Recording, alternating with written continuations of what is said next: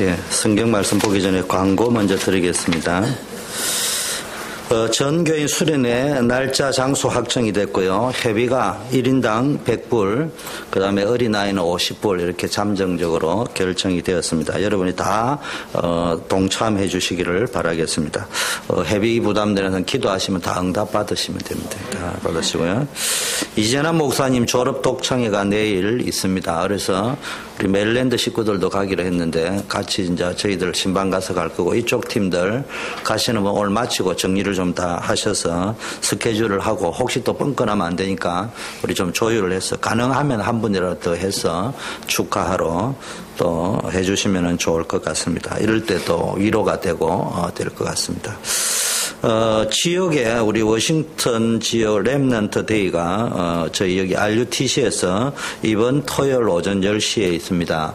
그래서 우리 좀 성도님들이 나오셔서 함께 좀 섬겨주시고 우리 렘넌트들이 좀 마음껏 또 먹을 수 있도록 도움을 주시면 좋겠다, 이런 생각이 듭니다. 자주 있는 기회가 아니니까 여러분 마음을 담고 헌신해 주시면 감사하겠고요.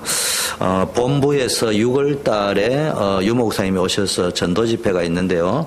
그 전에 전도 집중 훈련이 있습니다. 그래서 참석하실 분들을 오늘까지 해서 본부에 알려줘야 됩니다. 그래야 이제 일정을 소화를 해서 숙제 전에 하듯이 하는 분들은 노트 정리도 하고 이래 해야 되기 때문에 오늘까지 파악을 해주셔서 우리 이도식 사모님에게 알려주시고요.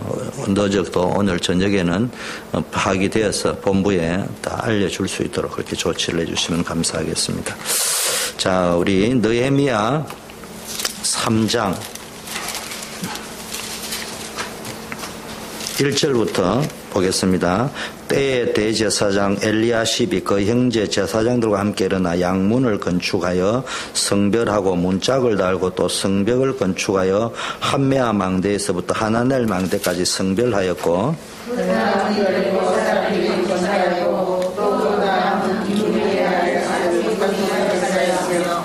어문은 하스나의 자손들이 건축하여 그 들보를 얹고 문짝을 달고 자물쇠와 빗장을 갖추었고,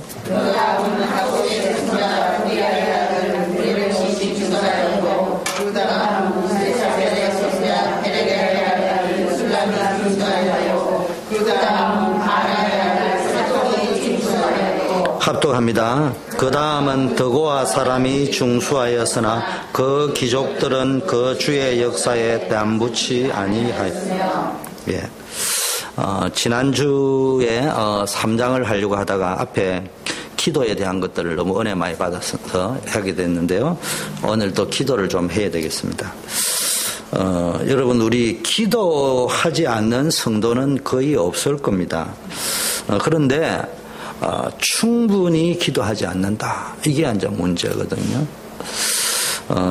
여러분, 기도는 다 하는데 충분히 기도하지 않으면 어떤 일이 벌어지느냐, 아주 답이 안 나오는 거예요. 문제 해결이 안 되는 거예요. 왜 문제 해결이 안 되느냐, 거기에 대한 응답을 받든지 해답을 받든지 그냥 끼워 맞추는 거 말고, 진짜 이건 하나님의 뜻이다, 하나님의 응답이다, 병 낫기를 위하여 기도했다, 병을 고치든지 아니면 2번 다시 그거에 매이지 아니할 정도로 다윗이 이건 하나님의 은혜가 족한 것이다, 내 연약한 데서 강하여집니다, 이 답을 얻고 나니까 2번 다시 그 기도를 안 했다는 말이 아니고 그 자기의 연약함과 질병 때문에 갈등하거나 시험 들거나 사역에 머뭇거림이 없었다, 이 말이에요. 그런 답을 찾아내야 되는데 이것도 아니고 저것도 아니고 충분히 기도하지 않는다는 말은 충분한 응답이나 해답을 받지 아니하고 신용만 내고 모양만 냈다, 이 말이에요. 그러면 어떤 일이 되느냐, 인생이 늘 애매모호한 삶을, 신앙생활을 하면서 이것도 아니고 저것도 아니고 그러다 보니까 뭐 어느 날 은혜가 됐다 어느 날 안 했다가 이런 일이 벌어진단 말이에요. 그래서 이 애매모호한 삶을 살다 보면요, 어느 날은 또 이리 갔다가 저리 갔다 이러거든요. 그래서 여러분, 이제는 애매모호한 삶이 아니고 확실한 삶을 살려고 하면은 충분한 기도 속으로 들어가시면 됩니다. 신앙의 위기가 언제 오느냐, 신앙의 위기가 없다는 증거는 뭐 여러 가지가 있겠지만요, 신앙의 위기가 오면요, 신앙의 문제가 오면 인생의 문제가 오거든요. 근데 신앙의 위기가 언제 오느냐? 기도가 안 되는 데서부터 온다. 충분한 기도가 안 된다. 충분히 기도가 안 된다 이 말이에요. 여러분 겁도 없이 기도가 안 된다는데 그 굉장히 위험한 겁니다. 인정했다는 사실은 굉장히 중요한 거예요. 그렇다면 거기서 빨리 기도가 되는 자리까지 들어가야 됩니다.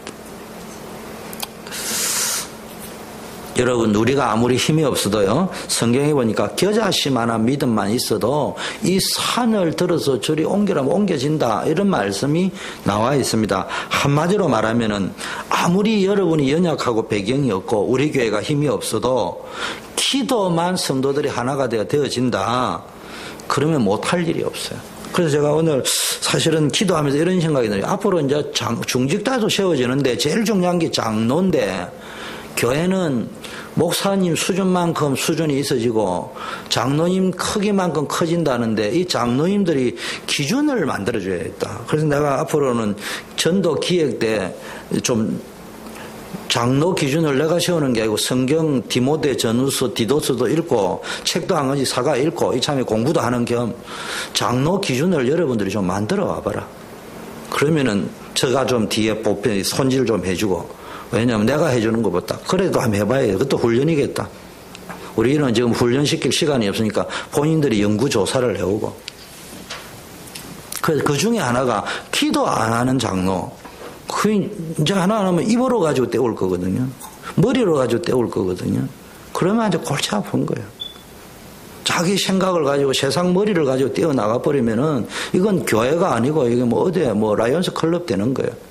그래서 기도하는 장로를 만들어야 된다. 그런 장로가 있는, 그리고 장로라 할 적에는 정말로 하나님의 주시는 면류관이구나, 이런 마음이 들 수 있도록. 기도가 안 되면요, 인생 위기가, 신앙의 위기가 찾아오고, 신앙생활이 안 될 정도 위기가 찾아오면은 인생의 위기가 옵니다. 반대로 내가 아무리 연약하다 하더라도 기도할 수 있는 힘이 있다면은 그 인생의 위기는 기회가 되어지고 축복의 발판이 될 수 있는 줄 믿습니다. 제가 아는 제 짝기도 파트너였던 저에게는 가장 큰 만남의 축복이었고, 성경은 이렇게 본다 가르쳐 준 적도 없는데 성경 보는 눈을 그 형과 함께 성경을 늘 둘이 앉아가지고 매일 저녁에 만나가지고 그날 막 감동 올 때까지 읽었습니다. 틀리면은 내가 받아 읽고, 내가 틀리면 자기가 받아 읽고, 그러면서 또 성경 읽고 거기서 읽은 거 포럼하고 이러면서 제가 느낀 것은, 이분은 성경은 이렇게 읽는다 이렇게 말을 안 해줬는데 제게 그 형에게 배운 게 성경은 이렇게 읽는 것이구나를 배웠습니다. 여러분 기도하는 팀이 얼마나 중요한지 압니까? 솔직한 말로 목사님 설교는 부담이 될 때도 있잖아요. 근데 깊게 느낌이 안 올 때도 있어요. 근데 나는 그 형하고 기도하면서요, 기도는 이렇게 하는 거구나. 하나님을 진짜 믿는 사람은 이렇게 기도하는 거구나. 이걸 내가 느꼈어요. 그 형이 위클리프 선교사라고 성경 번역 선교를 하고 있는데요. 성경 번역 선교사들이 주로 모슬렘에 가가지고 많이 합니다. 그런데 이게 가면요, 모슬렘 지역이 10년, 20년 있어도요, 제 친구, 후배, 이런 그 모교 출신들이 선교사로 많이 나가 있는데, 모슬렘에 터키나 이런 데 나가 있는 친구들도 있습니다.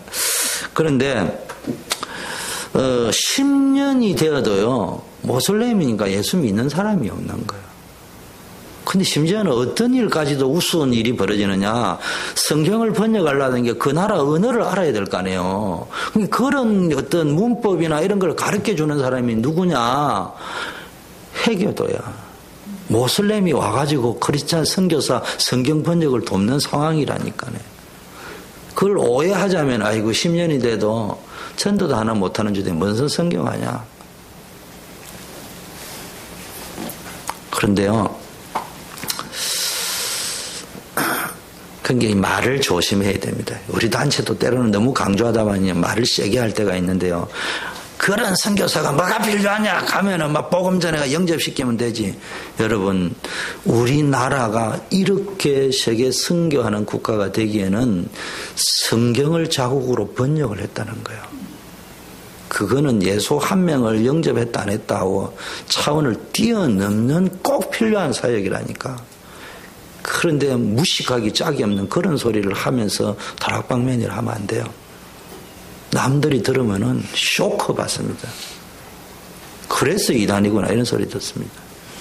근데 지금 제가 말하는 골자는 그게 아니고요. 그러니까 이분들도 답답할 거 아니에요.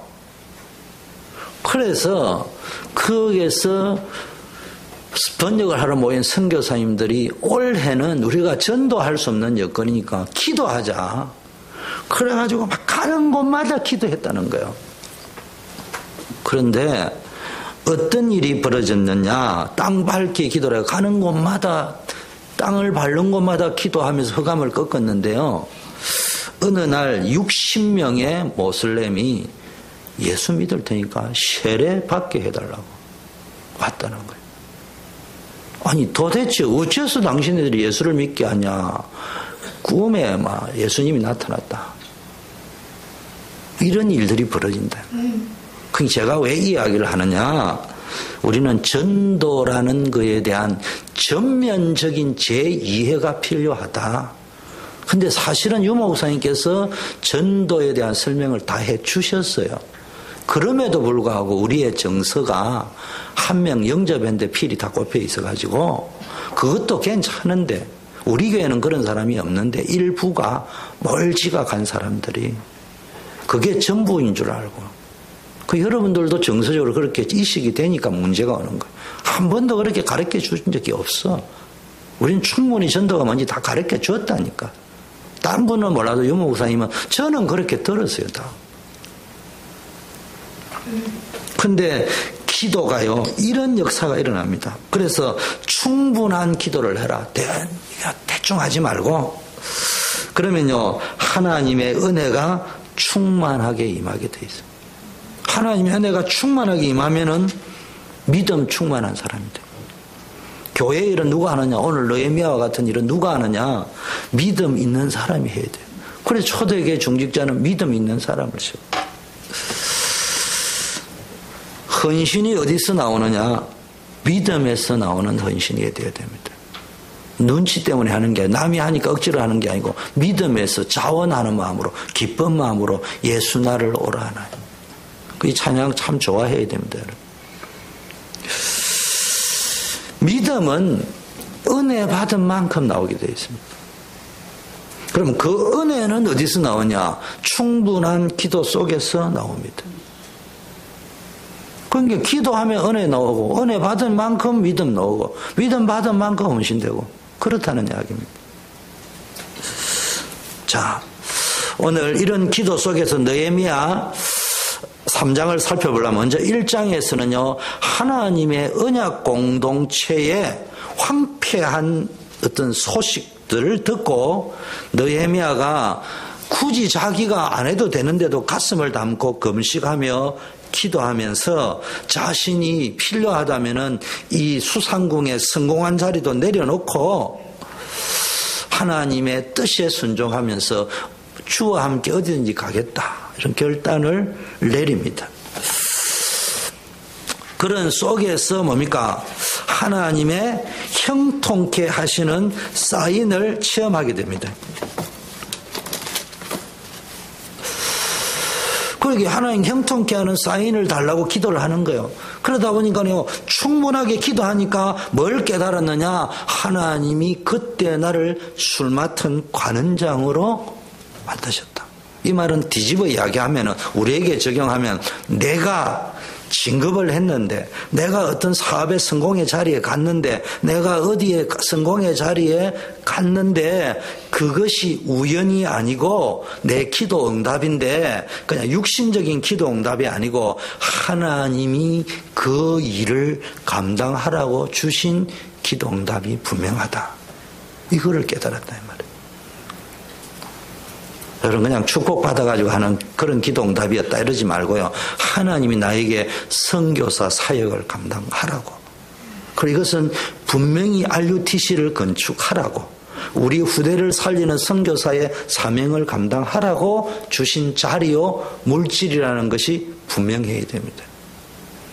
우리는 이제 믿음이 있으니까 믿음 있는 사람들끼리 말할 때는 그래 말하고, 없는 사람한테 말할 때는 또 없는 대로 이야기하고, 그러니까 이제 막 둘이 뭉실해가 막 하나님이 그 성벽 건축을 위해서 자리를 줬다면은 그 자리는 그것을 위해서 써야 되는 겁니다.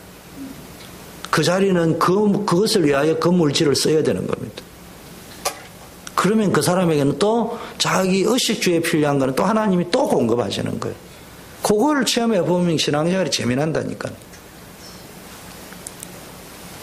자, 그런데 그러면 가장 중요한 세 가지 방향으로 이제는 준비를 하는 거예요. 이제는 내가 이 자리에 왔는데, 그러면 이제 세 가지 방향으로 또 기도하는 거예요. 충분한 기도가 된 사람은요, 또 기도하는 거예요. 그렇다면은 이제는 이 자리를 통해서 내가 왕의 허락을 받아내야 된다. 왕의 허락을 받아내야 된다. 두 번째, 백성들의 자발적인 참여와 협동을 얻어내어서 성벽 건축 얻는 일을 해야 된다. 그 당연한 거잖아요. 왕에게 허락 얻는 거와 함께할 사람들의 협력을 얻어내는 거, 믿음으로.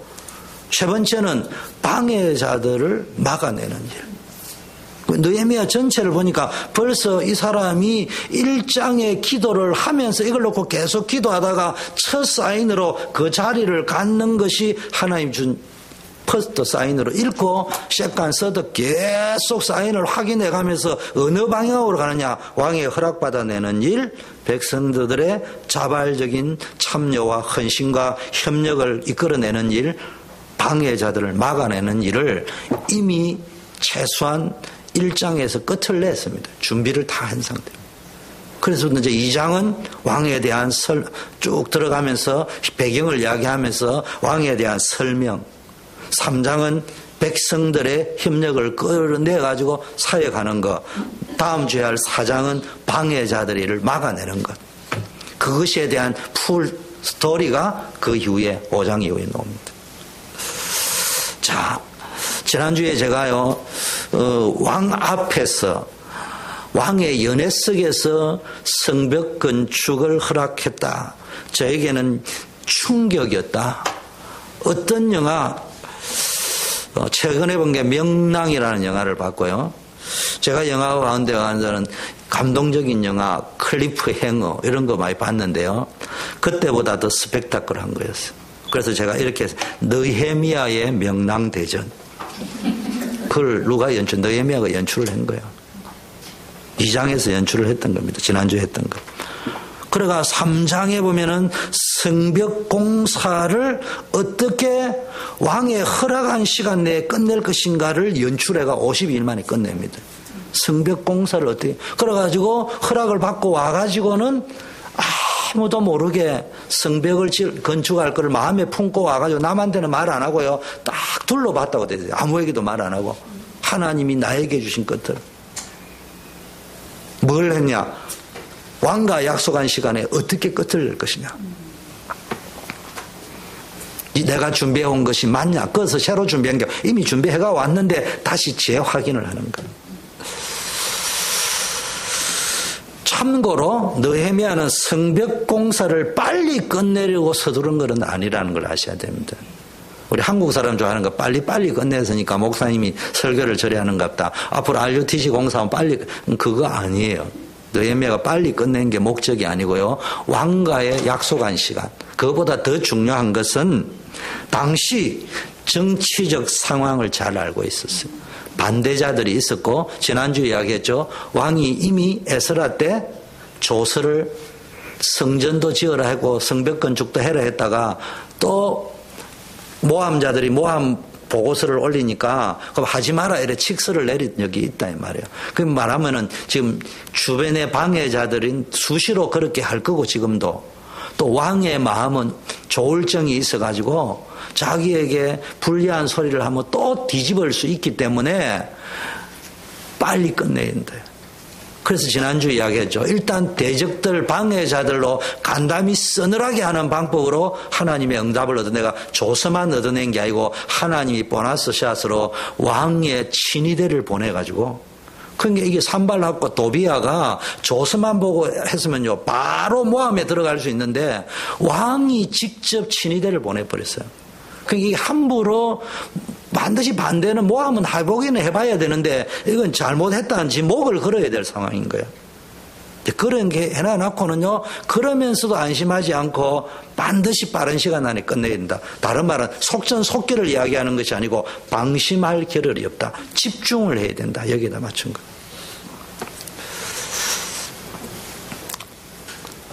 성벽 건축에 성전 건축과 성벽 건축의 절대적 필요성을 알고 있었고요. 무엇보다도 아닥사스다 왕의 심리적 상태를 잘 알고 있었고요. 주변의 정치적 상황과 반대자들의 상황을 잘 알고 있었어요.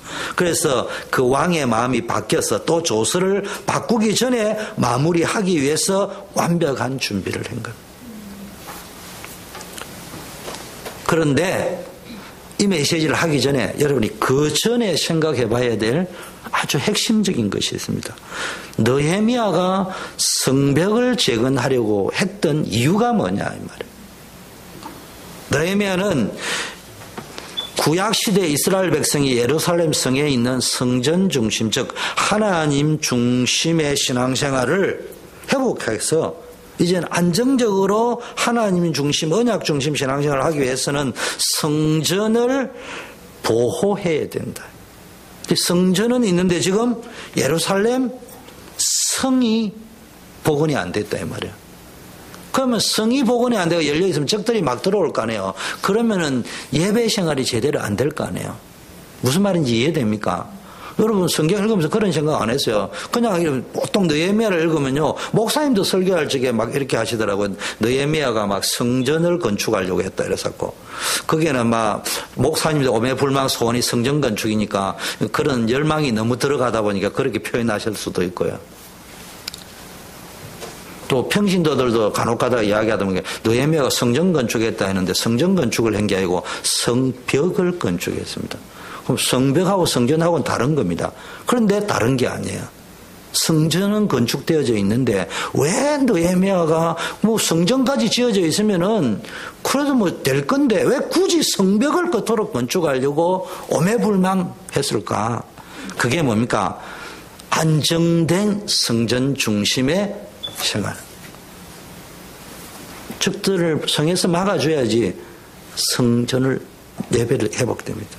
그래서 느헤미야는 성을 복원하고 성 안 백성들이 안정적으로 거주하도록 한 후에 에스라와 함께 신앙개혁 운동을 하는 거예요. 우리의 신앙인들이 제가 왜 이 메시지를 하냐 열악한 환경에 있잖아요. 열악한 환경. 이게 지금 성벽이 없는 열악한 환경과 같다. 그 삶의 적들이 계속 침투를 우리 신앙인들이 성전은 있는데 성벽이 없는 신앙생활을 지금 하고 있다. 느헤미야서를 통해서 배워야 될 것은 지금 우리가 성전은 있고 성벽은 없는 신앙생활을 지금까지 해왔다. 그러다 보니까 성전 생활은 하는데 성벽이 없으니까 적들이 계속 공격을 해오니까 성전 생활이 제대로 되겠어요? 성전에 들어가도 집중이 안 되겠죠? 적이 언제 쳐들어올지 모르니까. 이런 식의 신앙생활을 하고 있다 이 말이에요.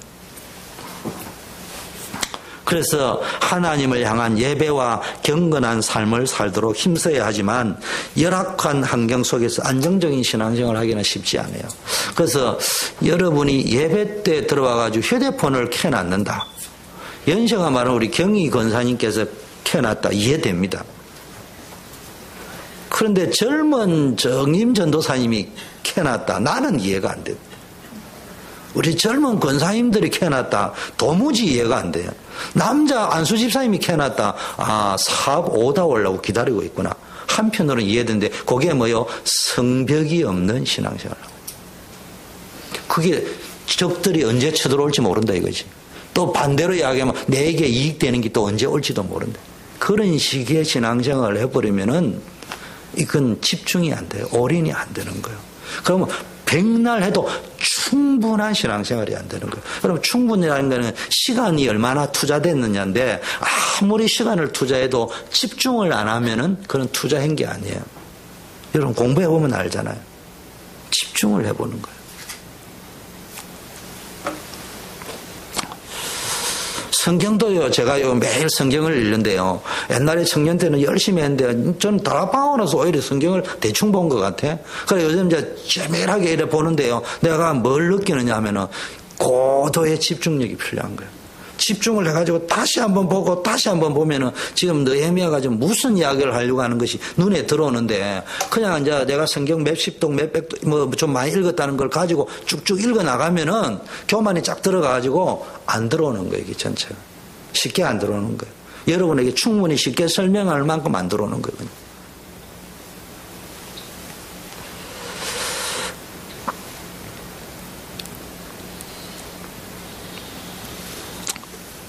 그래서 뭡니까? 바르고 안정적인 신앙생활을 하기 위해서는 자신이 처해져 있는 환경을 개선할 필요가 있다. 그게 성벽의 의미입니다. 느헤미야가 말하는 성벽이라는 말은 이미 우리는 성전이 되어져 있기 때문에 무너져 있는 성벽이 뭔가? 내 삶에. 신앙 회복을 위해서는 내 신앙생활을 방해하는 것들로부터 그것을 막아낼 수 있는 영적 방어체계가 준비되어져 있어야 된다. 그게 느헤미야서의 핵심입니다. 이 영적 방어체계는 물리적인 것이 아니고 영적인 겁니다. 좋은 예가 세상적인 사고방식으로부터 교회의 세속화로부터 신앙을 지키는 방어체계입니다. 여러분, 세속적인 사고방식으로부터 자신을 보호하는 방어체계는 느헤미야 시대의 예루살렘 성벽과 성문을 세워서 외부 세력의 방어체제를 구축한 것 똑같습니다. 언제 어디서나 적이 침입 가능한 곳에서는 바른 신앙생활을 할 수 없습니다. 제가 언제 시간이 나면 충격적인 이야기를 좀 하려고 하는데요. 한국의 유명한 복음 4인방 목사님이 1세대 목사님들 누구요? 김창인 목사님, 그 전에 말고 우리가 알고 있는 세대 1세대 목사님 할 때는 김창인 목사님, 한경경 목사님, 뭐 조영기 목사님 살아계시면 이런 분이었습니다. 2세대 목사님 가운데 복음적이라는 분이 4인방이 누구요? 그 유명한 옥하는 목사님, 하영조 목사님, 이제 이동원 목사님, 그 다음에 홍정길 목사님, 이 네 분을 흔히 꼽습니다. 그래서 저는 이제 그 네 분에 대한 집중 연구를 좀 많이 하고 있는데, 뭐 장단점이 좀 있죠. 뭐 후배인 제가 단점, 그럼 무조건 장점이 있을 수 없으니까 제 나름대로 보지만 배울 게 참 많습니다. 그런데 그분들 중에 한 분이 이런 말씀을 했어요. 내가 젊을 때는 모든 사람이 예수만 믿어버리면 복음화가 되는 줄 알았다. 그래서 나는 모든 내 생을 전도하는데 올인을 해서 전국 방방 곳곳을 다니면서 예수를 믿게 했다.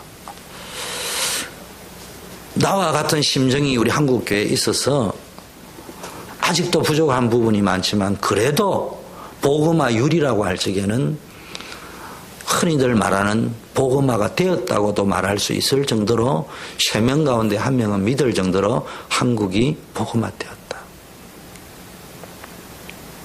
그런데 내가 그 결심을 했을 때보다 한국 교회는 무너져 있다.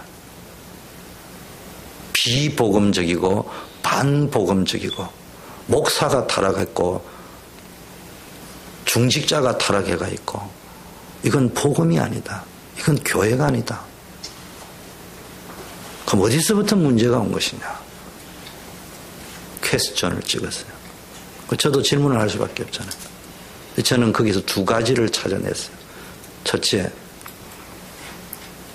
결론은 후대다. 모든 포커스는 어디다 맞춰야 되냐? 전도지만 후대에 맞춰야 돼. 그래서 이번 오픈 예배 때 있죠. 분명히 넥스트 세대인데 넥스트 세대가 아니고 디퍼런트 제너레이션이 나왔대. 전혀 다른 세대가 나왔대. 그런 문제가 오는 거예요. 그런데 이 세대 가기 전에 앞에 세대는 교회가 복음화되기 시작하니까 그 안에 부흥도 일어나니까 어떤 세대가 왔다고요? 1세대는 세속화 세대가 되어버렸습니다. 2세대는 전혀 다른 세대가 되어 있습니다. 그래서 우리 워싱턴 초대교회의 모든 방향은 어디다? 1세대인 여러분에게는 거룩성을 준비해야 된다. 저를 포함해서. 세속화는 물들면 안 된다. 두 번째는 후대에다가 올인해야 된다. 그래서 전혀 다른 세대가 나오면 안 된다. 넥스트 세대가 나오도록 만들어야 된다.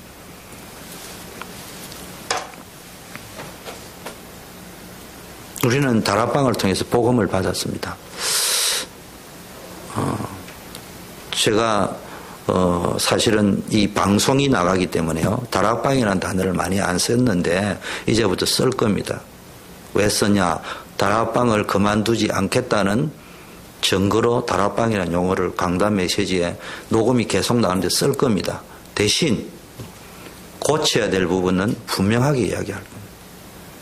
세속화되어져 있고 잘못된 전도 이해, 옹졸한 전도 이해 이런 것들은 분명히 갱신을 또 해야 됩니다.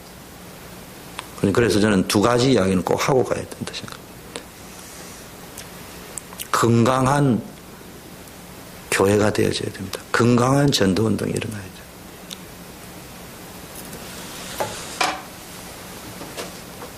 그래서 혹시 방송을 듣는 분들이 초대교회는 다락방이구나. 좋은 점도 있지만 안 좋은 점이 있어도 각오하고 갈 겁니다. 그만큼 복음을 우리에게 허락했기 때문에. 그러나 또 반대로 우리 안에 있는 갱신되어져야 될 것은 분명하게 떠들고 그럴 필요는 없잖아요. 우리는 거기에 자꾸 편협되게 해가 될 문제는 아니다. 자, 성벽 오늘 보니까 읽어보니까 쭉쭉 나오는 게요. 뭐 성문을 건축하고 성별하고 문짝을 달고 뭐 망대를 달고 뭐 이런 이야기들이 많이 나옵니다. 성벽을 건축한다, 들보를 얹었다, 문짝을 단다, 자물쇠와 빗장을 갖추었다. 이게 뭐예요? 성벽 건축했다는 말은 적들이 아무 방향으로나 공격할 수 있는 공격 루트를 막는다는 의미일 수도 있고요. 공격 루트를 단일화시킨다. 이런 의미도 있습니다. 성벽을 막아버리면은 어느 방향으로든지 돌 수 있는데 못 올 수 있죠. 또 성벽이 있으면 적들이 마음이 함부로 못 오죠. 여러분 이게 어떤 깨어진 유리창 효과라고 있답니다. 가다가 우리 집에 예를 들면 유리창이 하나 깨어져 있잖아요. 그걸 빨리 고쳐야 된답니다. 그걸 안 고치면은 지나가는 사람들의 심리가 저 집엔 돌멩이를 던져도 되거나 던진다는 거야. 그러다 보면 거기가 계속 깨어지고 쓰레기장이 되고 자꾸 이제 말로 하면 이상한 곳으로 바뀌어간다는 이야기예요. 그래서 유리창이 깨질 때는 즉시 갈아 넣어라. 이런 것들 보고 깨어진 유리창 효과 이런 것들이 있거든요. 성벽이 없으면은 사단들이 그쪽으로 계속 오려고 하는 심리가 있어요. 성벽을 쌓아버리면은 일단은 공격을 안 하려고 해요, 사단이. 두 번째, 이제 자기네들도 먹고 살아야 되니까 사단도 공격을 해올 적에는 성벽이 쌓여져 있으니까 어느 쪽으로 올 수밖에 없어요. 전면전을 하는 게 아니라면은 문 쪽으로 올 수밖에 없잖아요. 쉽게 말하면 공격 루트를 적의 사단의 공격 루트와 방향을 예측할 수 있도록 만드는 거예요. 그게 성벽을 쌓는 겁니다. 여러분 삶을요, 신앙생활을 잘 하려면은 제가 하는 말, 예배, 말씀, 기도도 중요하지만 여러분 삶에 카트 시켜야 될 거, 새로 건축해야 될 거, 이걸 빨리 보고 어디가 문이냐, 어디가 들보냐, 어디가 문짝이냐, 자무쇠를 했냐, 빗장을 질렀느냐, 열대는 여느냐, 이런 걸 준비해야 된다. 망대를 건축했다는 말은 이제 그 다음에 뭐요? 성벽을 쌓거나 망대를 건축하고 나면은 적들이 어느 방향으로 접근을 하고 있는지, 전면전으로 공격해 오는지, 부분적으로 국지전으로 오는지, 공격 루트가 어느 방향인지를 파악하기 위해서 견고한 망대를 만들었습니다. 쉽게 말해 늘 망대에는 누가 있어야 된다고요? 파수꾼이 지키고 있어야 돼요. 그 기도가 뭐예요? 영적 파수꾼이요. 기도는 두 가지 방향으로 있어요. 하나는 내부로는 영적 집중, 하나님께 대해서 말씀 기도. 한쪽으로는 사단에 대한 경계. 기도 속에 두 가지가 늘 이루어진다. 그리고 정상적으로 문을 열어야 될 때가 있고 닫아야 될 때가 있잖아요. 보통 이제 새벽이 되고 해가 떠들면 문을 열잖아요. 그 망대에서 오케이 사인을 열어요, 원래. 근데 망대에서 지금은 정상적으로 열어야 될 때지만 열면 안 돼. 적들이 와 이러면 그 문지기가 안 열어야 되죠. 8시가 돼도. 무슨 말인지 이해되죠? 습관적으로 막 여는 게 아니에요. 파수해야 된다. 두 번째, 문을 건축하고 들보를 얹고 문짝을 단다는 말은 문을 열어야 할 때가 있고 문을 닫아야 할 때가 있기 때문에 지금까지 문이 없었단 말이야. 그 문을 닫아놔야 닫을 때가 있고 열 때가 있단 말이야. 여러분이 문을 열어야 될 때 닫아야 될 때를 구별을 할 줄 알아야 된다. 그리고 자물쇠와 빗장을 갖췄다는 말은 문을 닫아놔도 빗장을 잠글 때는 캄캄을 닫아가지고 완전히 해놔야지 못 치고 들어올 거 아니에요. 무슨 말인지 이해되죠? 그런 걸 위해서 준비를 해놔는 거예요. 우리의 삶에 여러분에게 성벽이 있느냐, 망대가 있느냐, 들보와 문짝을 달았느냐, 자물쇠와 빗장을 쳐가 열 때 닫을 때를 할 수 있는 이게 되어져 있어야 된다. 이게 느헤미야가 주는 메시지입니다.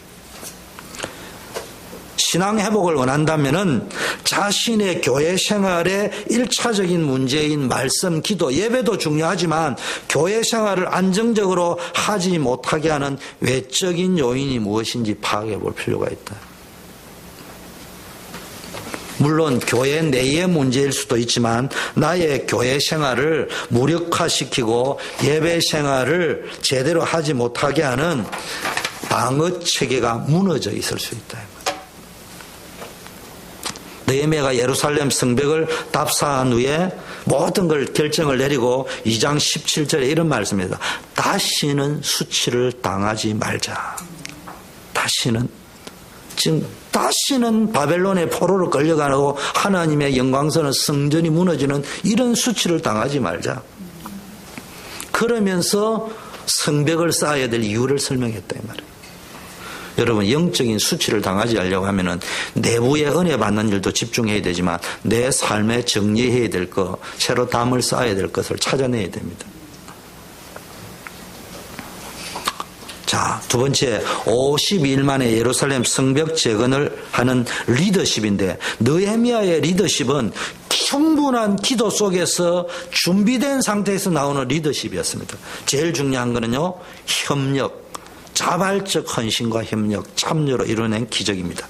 3장 1절에 그때에 뭡니까? 호론 사람 산발락 암만 사람은 비방하고 협박하고 조롱하고 있고요. 2장에는 하나님이 또 역사해가지고 모든 백성들이 한번 해보자 협력하려는 마음이 딱 생겼는데 또 뒤에는 또 사단이 공격하는 거예요. 우리로 치면 RUTC 한번 해보자 이래 마음들이 모아졌는데 또 한쪽에는 이제 불신앙이 틈탈 수 있는 사단이 공격하고 있는 그런 묘한 때에 바로 신앙이 들어가는 거예요. 여러분, 사단에게 틈을 주면 안 됩니다. 그래서 여러분, 주의 일이라는 건 기도하면서 해야 되는 거예요. 믿음 가지고 안 하면요, 그 이론만 가지고 한번 해보자 이러고 지리지리 가면요, 사단의 역사에 사람 막 공격해가지고 안 되는 거예요. 속전속결이 그런 의미에서는. 빨리 하자는 의미입니다. 집중하자는 의미에서.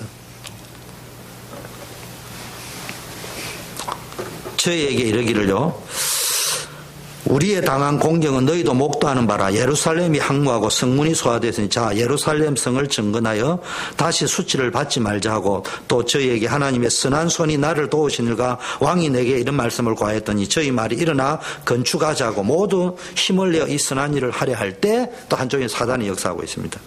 느헤미야는요, 한마디로 하면 탁월한 기획력, 조직력, 행정력. 여기 행정력이라는 것은 세상적인 공무원 정치인이 하는 게 아니고 세계복음화를 위한 행정력. 그래서 옛날에 우리 다락방에 유목사님이 서울서 부산 내려갔는데 한 3년인가 5년간인데 미션홈 행정요원이라고 했어요. 미션홈 행정이 세계복음의 열쇠다. 그래서 행정이 필요해요. 왜 행정이 중요하냐? 통일교는 행정이 있어서 악한데도 세계를 제패했습니다. 기독교는 행정이 없어가 땅쪽 커가지고 명동에 앉아 예수천당만 하다가 부흥은 됐는데 가면 갈수록 문제 온 거예요. 워싱턴 초대교회가 세계복음을 도약하려고 하면은 완전히 동일한 목적, 동일한 목표를 향하여 하나가 되어가지고요, 일사불란하게 움직여야 됩니다. 그래야 사단의 세력이 쪽을 못 쓰는 거예요. 그냥 분위기만 좋은 것은요, 한계가 있습니다. 이런 분위기만 가지고 하는 원리스는 오래 못 갑니다. 분위기를 주도하는 사람은 정해져 있거든요. 그 어느 날 정혜건 집사님하고 경희 권사님이 친하니까 둘이 단짝이 돼가 분위기를 막 주도합니다. 그래서 둘이 싸워버렸어. 그럼 교회 무너지는 거예요. 그래 파트너만 계속 바뀌는 거예요. 이런 식으로 가면 안 된다 이 말이에요. 그래서 느헤미야는 이런 흐름을 차단하고 기획과 조직 시스템을 만들 수 있는 행정력인 가진 리더였습니다. 그래서 중직자 기획위원회에서 꼭 참석을 해야 됩니다. 거기서 배워야 합니다. 뭘 배워야 되느냐? 기획력, 조직력, 행정력을 배워. 그래서 앞으로는 제가 오면은 여러분 보고 해가 오라고 자꾸 이야기합니다. 그 왜 그런 줄 압니까? 여러분이 생각할 때는 제가 가르쳐다 보면 되는데 죽었다 깨도 가르쳐줘도 여러분 못 알아듣습니다. 여러분이 해가 오면은 여러분이 자꾸 한 만큼 늘게 되어 있습니다. 공부가 아닌 실무형으로 실전형으로 한번 해보라 이 말이에요. 제가 장로 기준을 해가 오바라 이런 말은 하면서 스스로 한번 느껴보라 이 말이에요. 스스로. 그 결론 우린 다락방입니다. 아무나 막 태웁시다. 짠밥만 되면 그러면 이제 그게 캐셔라 셔라거든. 그 자기가 준비하면서 그 마음이 든다면은 이건 사쿠라장. 그 사람 장로 되면 안 되는 거예요. 자기가 준비를 해볼 적에 내가 양심으로 봐도 이건 내가 지금 이렇게 가야 돼요. 느끼라고 해오라는 거지. 어제 그거 못 해가지고 해라는 말이 아니에요. 그걸 제가 강의를 1시간 하는 것보다 본인이 준비를 해오는 게 훨씬 낫다 이 말이에요.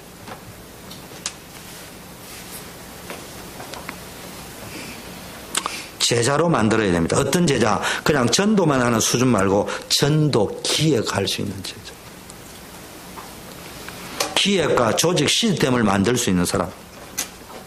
단순한 정치적 행정, 공무원이 하는 행정, 노예총회가 하는 행정 그거 말고요. 전도 기획 행정. 이게 저의 사명이라고 생각합니다. 제가 왜 신학교를 바로 안 가고 직장생활을 했을까라니까요. 가만히 제가 돌아보니까 회사 다니면서 제가 일단 페이퍼 워킹을 했어요. 종이, 서류. 페이퍼 워킹 그 다음에 하는 게 다큐멘테이션입니다. 종이, 서류를 이제 하면서. 그 다음에 오퍼레이션 합니다. 그 다음에 시스템 매니저를 합니다. 그리고 시스템 어드미니스트레이터라고 시스템 플래너가 됩니다. 여러분들이요, 이런 것들을 교회 안에서요, 배워야 됩니다. 막 그게 생을 걸어라, 일하는 사람 해라는 말이 아니고, 거기에 대해 전혀 모르고 앉아있으면, 제가 늘 피스톤처럼 예배 시간 수요입니다, 왔다 갔다 했는데, 내게 남는 것도 없고, 교회에 남는 것도 없다니까. 안 해보니까 부담되지, 해보면 너무너무 쉽습니다, 재미나고. 자, 그런데, 기도에 힘이 없으면 이런 역사가 일어나기가 어렵습니다. 기도로 하나 되면 전 교회가 하나 되는 역사가 일어납니다. 그래서 제일 우선돼야 될 헌신이 뭐냐? 기도의 헌신. 전 교인이. 근데 이제 여러분 창의력을 발휘해야 됩니다. 제가 또 이야기하면 여러분 가운데 우리 금요 기도팀인데 거기에 다 합류해라. 그런 식으로 알아들으면 안 돼요. 정 안 되는 사람 그거라도 오면 좋겠지만 곳곳에서 5인 1조씩 3인 1조씩 기도팀을 할 수 있는 대로 모여가 기도하는 거예요. 기도 막 하다 보면 거기서 지교회가 생겨나고 막 기도 속에서 무슨 일이 일어날지 하나님이 역사하는 대로 스템 쉘이 되는 거예요. 기도는 스템 쉘인데 줄기세포는 어디로 바뀔지 몰라요. 줄기세포가 뭐요? 간에다 붙이면 간이 돼버리고 헛바에 붙이면 헛바가 되고 그래서 줄기세포 치료법이 나오는 거잖아요. 그러니까 성령 충만해가지고 기도가 되어지는 데 있으면 하나님이 지교회로 쓸지. 그러니까 앞으로 우리 교회는 어떻게 됩니까? 우리 허전도사님 같은 분을 중심으로 캠프, 현장 캠프가 막 일어나고 우리 또 사모님과 같은 분을 중심해가 EBS나 양육팀들이 또 생겨나고 그럼 저는 설교의 인생을 양심적으로 생을 걸고 그냥 막 안 돌아다니려고 하는 게 설교에 여러분에게 그냥 설교를 하는 게 아니고 정말로 그게 성경을 가지고 집중해가지고 내 인생을 걸어가 여러분에게 설교만 가지고도 다 살려낼 수 있도록 하고 그러면서 우리의 삶 속에 기본적으로는 현장에서 다락방도 하고 이렇게 되어져 가면 역사 일어나게 되어 있어요. 자, 그런데 기도의 헌신은 세계복음을 위하여 절대적으로 필요한 영적인 활주로와 같아요. 그래서 이제 우리 도약 이렇게 이야기했잖아요. 전도운동을 위한 도약. 활주로 딱 껴야 되는 거예요. 기도가 쫙 딱 껴 있어야 됩니다. 그러면은 기도팀 운영의 형태도 어떻게 바뀌어야 되느냐? 세계복음화와 전도 선교형으로 목적과 목표가 분명한 기도팀으로 바뀌어져야 된다. 기도하다 보니까 은혜가 되고 이것도 체험이 되어야 되지만 이제는 가면 갈수록 목적이 있는 기도팀. 쉽게 하면 그냥 기도팀인데, 금요일은 기도팀인데 현장에서 하는 거는 목적이 있는 기도팀이 되는 거예요. 여러분, 그래 안 되면 기도팀이요 변질이 됩니다. 목적과 목표가 분명한 기도팀이 안 되고 막연하게 은혜 받는 분위기의 기도팀을 운영하면은 다양한 형태의 또 다른 신비주의 체질을 만드는 거예요. 그렇게 되어져 버립니다. 그래서 여러분들 늘 방향을 잘 깨어 있어야 됩니다. 그러면 어떤 일이 벌어지는 줄 압니까? 하나님이요, 그쪽으로 가면서 뭔가를 목사인 저를 훈련시키고 영안을 보면서 막 어떤 계획이 있게 만들기 위해서 하나님 그렇게 만들 때도 있고요. 안 그러면요 없어지게 만들어 버립니다. 하나님이. 그런 걸 잘 아시죠. 업그레이드 돼야 될 때 업그레이드 되지 않으면은 하나님은 그것을 없어지게 만들거나 이제 보통 교회에서 이제 그게 계속 갈 적에는 목사인 저를 훈련시키는 거예요. 저거를 저 속에서 네가 어떤 메시지를 붙잡고 가야 될 것인가. 이런 거 할 적에 저를 업그레이드 시키기 위해서 하지만 제가 그걸 벌써 깨닫고 나면은 그건 소멸됩니다. 조직이 그렇게 되게 돼 있어요.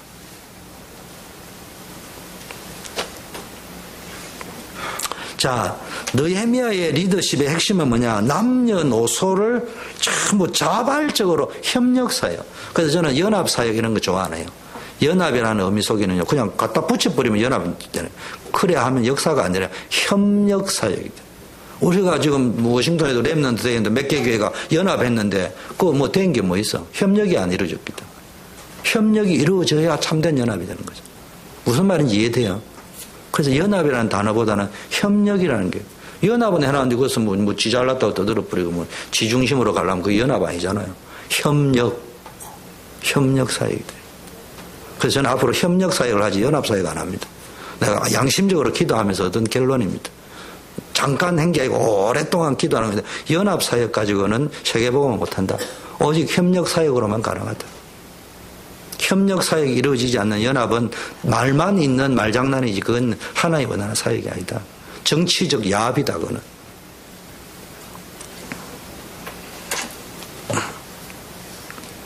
사람의 이름과 가문 이름이 막 나옵니다. 여성 이름까지 나오는데 한 75명 나옵니다.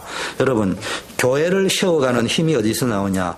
전 공동체가 자발적으로 헌신하고 협력하고 참여할 적에. 그러므로 여성교회나 모든 재직절의 헌신의 핵심이 뭡니까? 기도 속에서 원리스 메이커가 되어주셔야 돼요. 여러분, 원리스 메이커. 하나 되게 하는. 분위기로 하나 되게 하는 것도 중요하지만 아까 말이죠. 사단이 가장 쉽게 간단하게 끝내버릴 수 있는 원리스가 분위기로 하나 되는 겁니다. 교회의 장기적인 목적과 목표 방향, 그리고 지금 시점에 중요한 목표 방향, 우선순위가 뭔지를 알고 전체 교인들에게 원리스가 되도록 만들어야 됩니다. 그래서 제가 설교 때 위험 부담을 안고 이야기했습니다. 첫째는 시간 나면 성경 읽어라. 차 타고 다닐 때는 들어라. 그러나 볼 수 있는 시간이 있으면 성경을 더 읽어라. 두 번째, 본부 메시지를 한 번 들으면 교회 메시지는 10번 들어라. 그 본부에서 들으면 저기 무슨 소리냐 이래 들을지 모르지만 할 말은 하고 가야 됩니다. 여러분, 본부 메시지는 전체 메시지입니다. 그럼 우리 교회가 어디로 가고 있는지, 무엇을 할 건지 여러분 광고합니까? 솔직한 말로 물어볼게요. 저 안 집사님하고 이정님 전도사님이 광고하시는데, 사회를 보시는데, 내가 알고 있기로는 조금 마음 닿으면 토요일 날 저녁에 미리 보내주는 거 보고 어느 거 할까 그 정도지 마음이 안 담습니다. 안 담겨요. 바쁘기 때문에. 메시지 계속 들어야 자꾸 듣다 보면은 여러분이 조금은 알 거예요. 제가 제 자랑을 하려는 게 자꾸 듣다가 보면은 목사님이 무슨 복선을 깔아놨고 하는지가 보인다. 그냥 지금 설교에 은혜를 주려고 여기저기서 발췌해가지고 하는 게 아니고 분명한 방향성을 가지고 지금 가고 있다는 것을 한두 번 들어가지고는 모릅니다. 들어봐야지 지금 무엇을 전제하에 이야기하는 건지가 들린다니까. 안 그러면 한두 번 들으면 설교 그게 들을만 하네. 아니 좀 너무 세네. 카리스마가 이렇게밖에 안 들려요. 자꾸 들으면은 본부의 유목사님 메시지 들으면 깊이를 알게 되고, 저는 깊이가 없는 사람이에요. 그럼 들으면 들을수록 별로 깊이가 없구나 이게 알게 될 거예요. 단 무엇을 전제하에 가는가 그거는 보인다. 깔아놓고 이야기하는 거. 전제가 뭔가. 그럼 그때부터 여러분 뭐가 해야 되느냐. 추 목사님 설교는 세계에서 제일 쉬운 설교구나. 그전에는 세계에서 제일 어려운 설교입니다. 그런데 전제하에 가는 메시지가 뭔가가 공통분모가 딱 발견되어지면 그때부터는요, 여러분 그냥 편안하게 들립니다.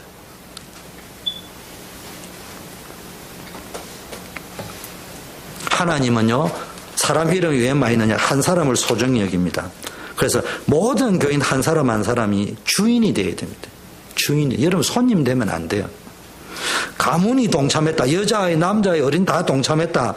어린아이가 오병이어내는데 역사가 일어났잖아요. 여러분 교회 일은요. 그리고 협력사역.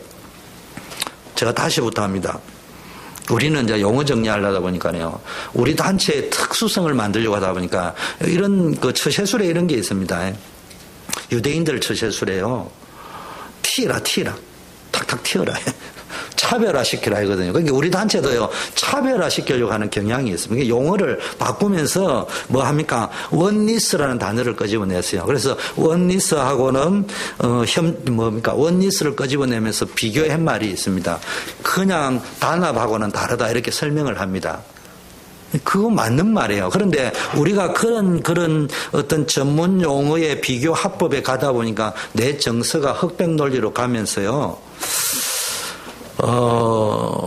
단어에는 민감한데 살면 안 되는 거예요. 내가 원리스라는 단어를 썼다고 원리스가 되는 게 아니거든요. 목사님, 저 같은 목사님들이 제일 실패하는 게 뭡니까? 매일 설교하잖아.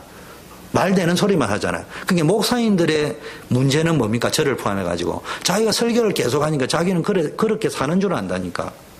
그러니까 저 같은 경우에는 교만해가지고 막 책망성 이야기를 막 세게 이야기하고 여러분도 아닌 것처럼 이렇게 느껴질 수 있는 게 뭡니까? 내가 맨날 그 설교를 하니까 그 용어를 쓰니까 나는 되는 줄 알고 있다니까. 본인도 안 되면서. 근데 또 뒤집어 놓고 이야기합시다. 원리스라는 단어는 단합하고는 다르잖아. 단합은 뭐 이권을 가지고 뭐 이렇게 모이는 사람이 단합하는 거라고 우리 용어를 배웠잖아. 우리를 훈련하지. 근데 물어봅시다. 우리가 알 거는 알아야 되거든요.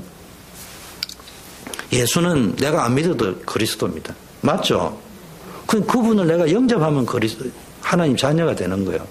그러면 기존 교회는 복음 없어요? 있습니다. 그래서 내가 이야기하잖아요. 기존 교회가 제가 볼 때는 다락방 교회 성도보다 축복을 많이 받는 사람이 훨씬 많더라고요. 제가 볼 적에는. 왜 그럴까 이제 두 가지 발견했어요. 하나는 우리는 너무 확실하니까 하나님이 전만 확실하니까 좀 그냥 관심이 없고 덜 확실한 그 인간들 때문에 그 사람들한테 관심이 더 가까이 있어. 장애인이니까. 그건 우스갯소리고 문제는 뭡니까? 용어의 원리스는 우리가 쓰고 있는데 우리가 원리스를 할지 일반 기독교회는 그런 식으로 하면 단합하는 것처럼 보이는데 사실은 그 사람들은 원리스를 더 잘하고 있습니다. 자기 이익 다 내려놓고 자리 다 내려놓고 있습니다. 근데 우리는 안 그런 사람이 있다 이 말이에요. 내가 단체를 깨려고 하는 것이 아니고 그런 부분들을 용어에 세뇌돼 가지고 내가 그 용어를 쓰니까 나는 아닌 것처럼 살지 말고 냉철하게 나를 영적으로 점검해라 이 말이에요. 우리 교회를 점검하고. 그래서 비판을 하지 말고 비판하려고 이 말을 하는 건 안 되지만 나의 자신을 점검하고 우리 교회를 점검하고. 저도 오늘 이 설교를 좀 해도 나의 문제는 뭘까? 내가 맨날 영적인 설교를 하다 보니까 나는 우리 교회에서 제일 영적이다는 착각에 빠져 있어요. 사실 우리 교회에서 가장 안영적인 사람이었습니다.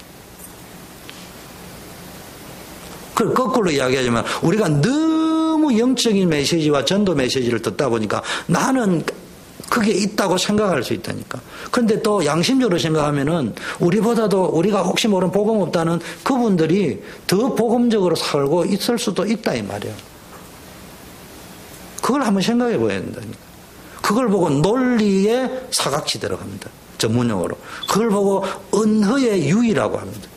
우리가 그런 언어의 유의에 빠져 있어야 되겠습니까? 52일 만에 성벽을 재건할 수 있던 비결은요, 자발성입니다. 그리고 협동, 헌신이 있었습니다. 여러분, 아무리 사람이 많아도요, 협동 안 하면요, 모래성에 불과합니다. 그것을 가리켜서 아무리 많아도 오합지졸이라고 합니다. 그래서 우리는요, 하나 되어야 됩니다. 오늘 여기까지 하겠습니다. 다음 주에 계속 하겠습니다. 우리 합심해서 한번 기도하는 시간을 갖겠습니다. 많은 메시지가 중요한 게 아니고요. 우리는 이제 복음 다 가지고 있습니다. 뭐에만 결론 내리면 되느냐? 우리를 다 영적으로 깨어서 점검하고요. 진짜 느헤미야와 같은 가슴을 가지고 작은 거지만 우리 전 교우들이 헌신해 나갈 적에 그냥 RUTC도 기도해봐야 됩니다.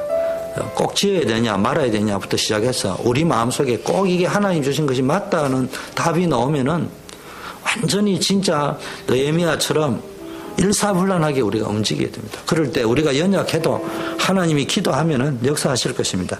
이런 응답의 역사가 우리에게 나타날 수 있도록 받은 말씀 붙잡고 합심해서 한번 기도하고 우리 미 목사님께서 나오셔서 목회 기도해 주시고 축도로 마치겠습니다. 하나님 아버지 감사합니다.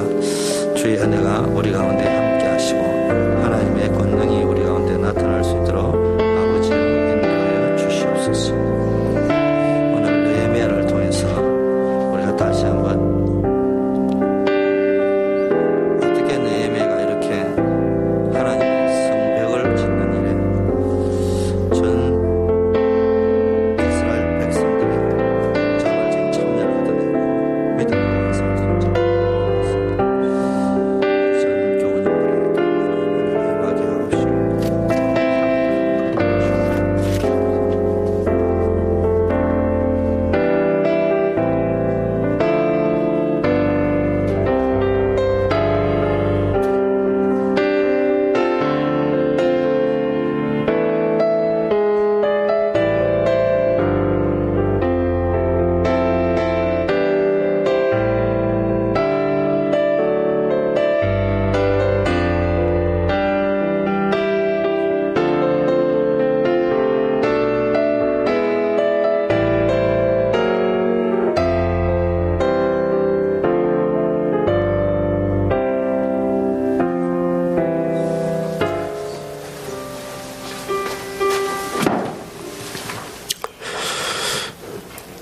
하나님 아버지, 오늘 우리는 느헤미야를 통해서 52일 만에 성벽이 완성될 수 있었던 가장 중요한 그의 리더십에 대한 말씀을 들었습니다.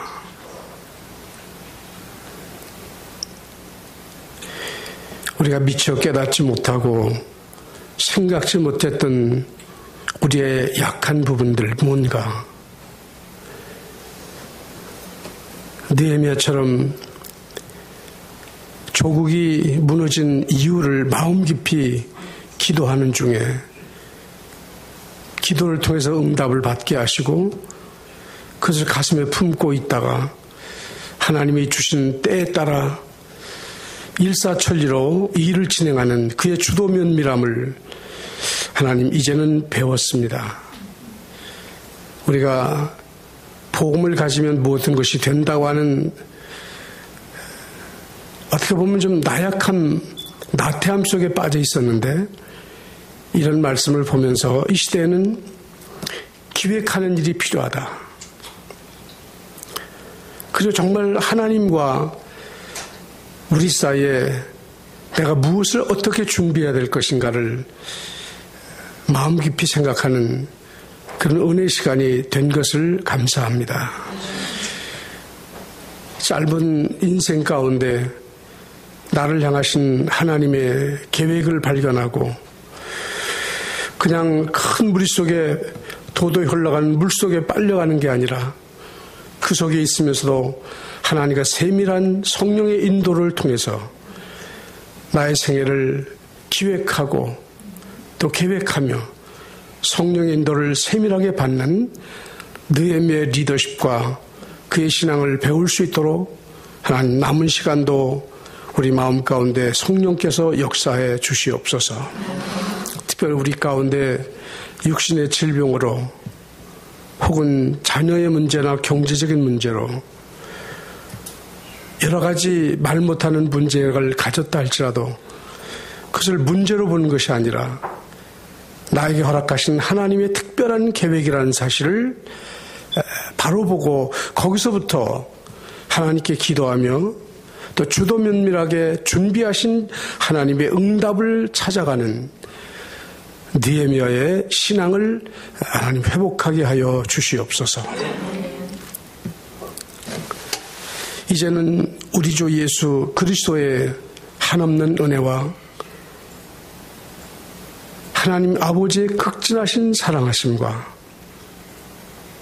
성령의 감동, 감화, 내주 충만 역사하심이 하루 한순간을 살면서도 하나님과 더불어 동행할 뿐만 아니라 내가 가는 현장 속에 하나님이 준비하신 하나님의 나라가 무엇일까? 내가 만나는 사람 속에 준비된 제자가 누구일까에 깊은 관심을 가지고 기도하며 새로운 영적인 눈을 뜨고 현장의 제자를 찾아내며 우리 렘넌트들 세워서 세계를 복음화할 수밖에 없는 절박한 이유를 발견하고 그 믿음을 가지고 현장을 향해 떠나가는 머릿속엔 모든 주의 자녀들과 특별히 초대교회 성도들 머리 위에 이제로부터 영원토록 항상 함께 있을지어다. 아멘.